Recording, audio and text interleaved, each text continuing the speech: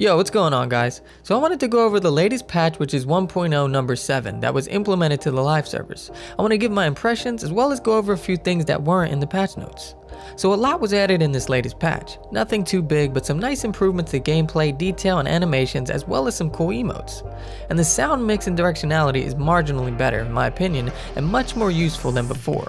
Or maybe just removing the ambiance and tuning some sounds feels like a major improvement, but nonetheless I think it's better.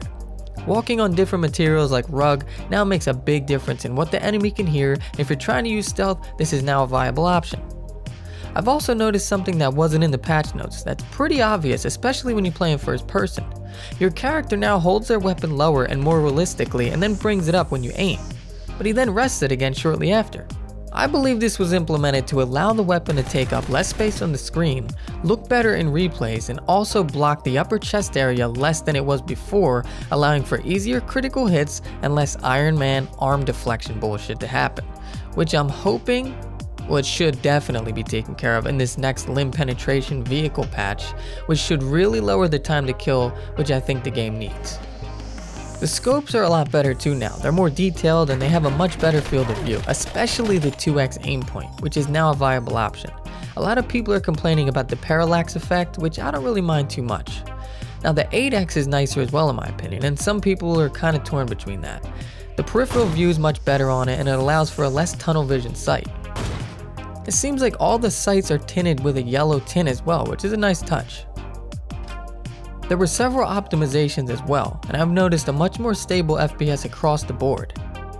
Now granted, I have a 7700K and a GTX 1070, but I did accidentally leave the settings on Ultra after I was done doing a replay and the game still ran a good 100 FPS plus, which is a noticeable improvement. So I don't think you need a really high-end system to run this game as much anymore. The decrease in input lag feels noticeable too. Before the patch I noticed this input lag firsthand after playing a different game, something like Warhammer, and then going to the older live servers before the patch was implemented. Everything just felt delayed, even simple key and button presses. And I believe we just get used to that when we play PUBG exclusively for some time. Now it feels much more responsive when looting and moving in general. Also, the parachuting seems much more consistent too, and you don't land all awkwardly anymore and just glitch into a wall and take damage. This is major. Now onto the server side of things. We still seem to be dealing with some major hit registration issues where you're just shooting people in the head, they're not taking damage, and there's major latency in the combat, and even when rounds are coming out of your gun. And this proves to be quite frustrating in those intense gunfights.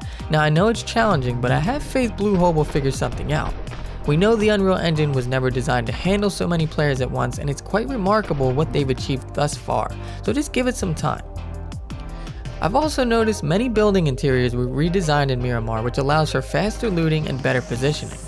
They've also finally added Steam achievements, which are a nice touch, and they give players something else to chase after, until they implement some kind of winning crate system and more cosmetics.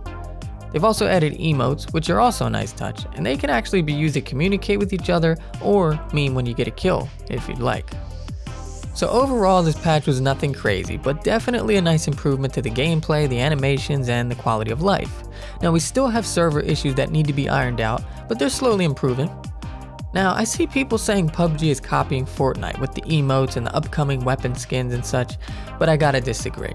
As now they're pretty standard across all the games we play, and they're what people expect and they've asked for. We also don't know how long they've been working on them, and PUBG being more complicated just may take longer to implement. I'm guessing in the next couple of weeks we may see that new gun, we may see a new vehicle or two, and I'm hoping sooner than later, within the next month, we see that new map. So stay tuned for more info as I'll be covering all that when I hear about it.